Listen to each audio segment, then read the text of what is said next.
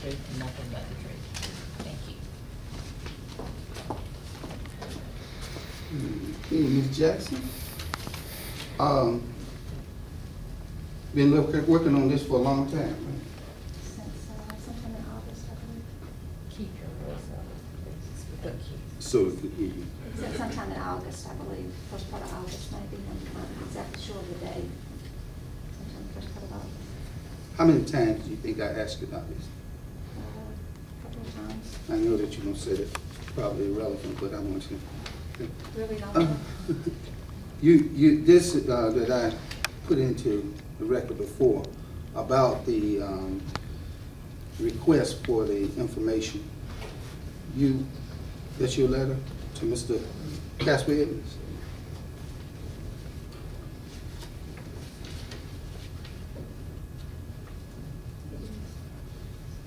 You referring to the March 19th letter? I can't. Okay, Ms. Jackson, can you speak Yes, just a little yes, loud? ma'am. Yes, ma'am. All That's right. the March 19th letter. This is your letter? Okay. And you sent him that map? Yes. Okay, and you got the map from? The county. I got a map Whoa, from the county. who in the county? GIS office in the county. You didn't, Doris. you got it from Right. Ms. Hawkins? Right. Okay. All right. How were you able to make her or get her to respond to you and not to me? And I started at the beginning of my investigations of this when I was seemingly asked. Maybe, would you allow me to do this? Let me ask her questions, finish my question, and then if she wants to say whatever she wants to say or whatever, then. Is that all right? Isn't that the way you normally do? I called her as a witness to ask questions, and if she's just gonna go off, I'm trying to get to specific things that causes me to ramble. I'm not trying to ramble, I'm trying to be specific in why and what I'm trying to get to. I understand what you're saying. Let's hear her to up front. Maybe she can help us with some clarification points, and maybe you won't have to ramble, and all of us will know where we are. All right, well, okay, good. Sometime during the first middle part of August, the question arose as to the relevancy of Ernie Watson being in the city limits. My statement was, I've been with the town for 31 years. It's never been questioned. It's always, to my knowledge, has always been in the city limits. Never has there been any question. But anyway, to clarify, you're not receiving the annexation documents on Fairfield. I was not asked to verify anything but the 1917 Sherwood Drive address. That's the only area that I concentrated in. It's a mile apart, so I concentrated on that area. On August the 19th. Wait a minute, if she can interrupt me. Who asked you to clarify? Did someone else ask you other than me? You said you to clarify. I asked you for information. I was saying that I wasn't asked to clarify anything but the 1917 Sherwood Oh, Drive okay. address. Right. I wasn't asked to bring in any of the other areas in town. I only concentrated on this one area. On August the 19th, I started pulling everything I could that I recognized being in that area. So I went back to, after not finding a particular ordinance with the town of Scotland Neck, I went to sessions laws with the General Assembly. And I pulled, it was the chapter 161 session law, the chapter 591 session law, and the chapter 358 sessions law. And I faxed those to Doris and asked her, could she please help me identify anything in these areas? I'm not a surveyor, but according to the descriptions of the properties, they seem to be connected to that area.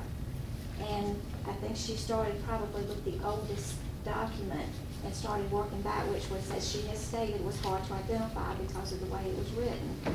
And she worked and she worked. And I contacted her sometime later, and she said she had not had the time to get through all of them, and because she was busy with other things. And I realized that she works for the entire county and not for the town of Scotland Neck. The mayor at some point called the town attorney, who was Jim Coley with Rose Rand Attorneys out of Wilson. Mr. Collins stopped by one day sometime the first part of September and had a conversation with him. And Mr. Colley called me back a couple of days later with questions based on his conversation with the mayor that he wanted me to answer. Pertaining to one of the questions was pertaining to how we keep up with ordinances with the town.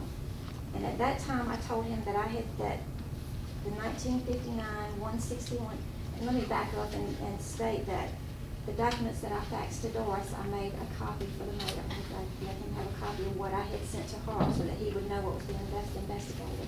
You gave me that a few days ago. And I gave you that after I had faxed it to her and told you that these were the pieces that I was looking at. Okay, you gave me some, but you didn't give me all Okay, what you said.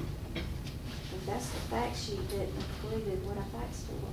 Okay, well, But what you anyway- sent and what I have is. Anyway, I was explaining to him that Doris was just busy and had not been able to go through the sessions laws, but that the 1959 sessions 161 seemed to be the one that was the bell ringer. And I said that she just hadn't had time to get to it.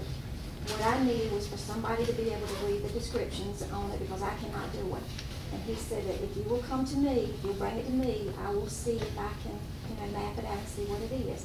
So I went to him, I think on the 16th of September, took this description to him, and we sat down and discussed it and talked about it. And he drew it out, and he said, I think this is the one that fits. This looks exactly like what we need to show the property. He said if you could find a 1958 map prior to this being gone through the General Assembly, we could lay it out and show exactly where the piece of land fits.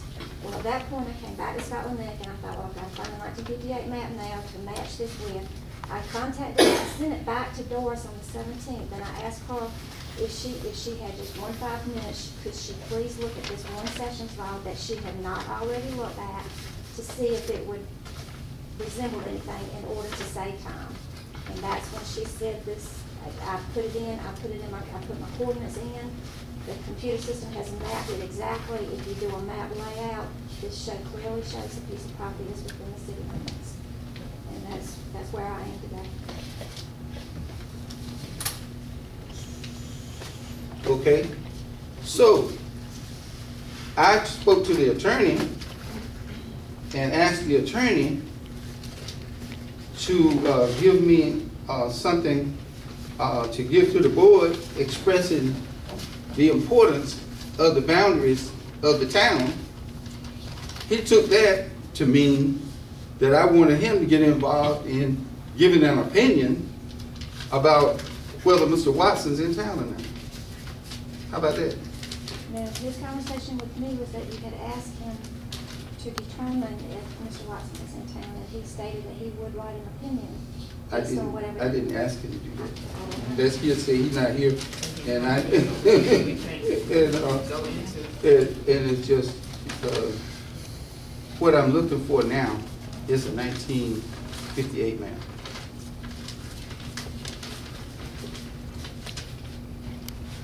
Okay. Because I do have it somewhere here, I believe. I don't have my right hand with me today.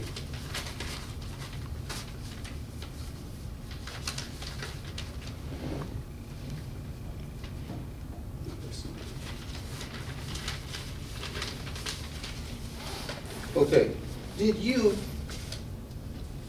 and this, again, after you had done this, did you, pursuant to a Freedom of Information request? Did it ask for ordinances? I don't remember exactly what his letter stated. Well, I can help you with that. They have a copy of that letter, the letter that he wrote. Would any of you,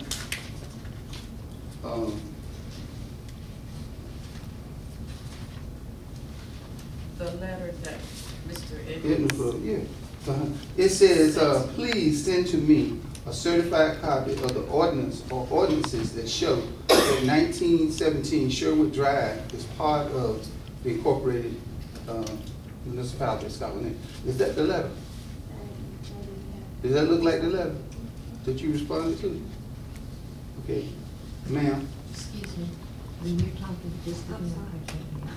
at that. It looks like a letter, but I was. It looks like it.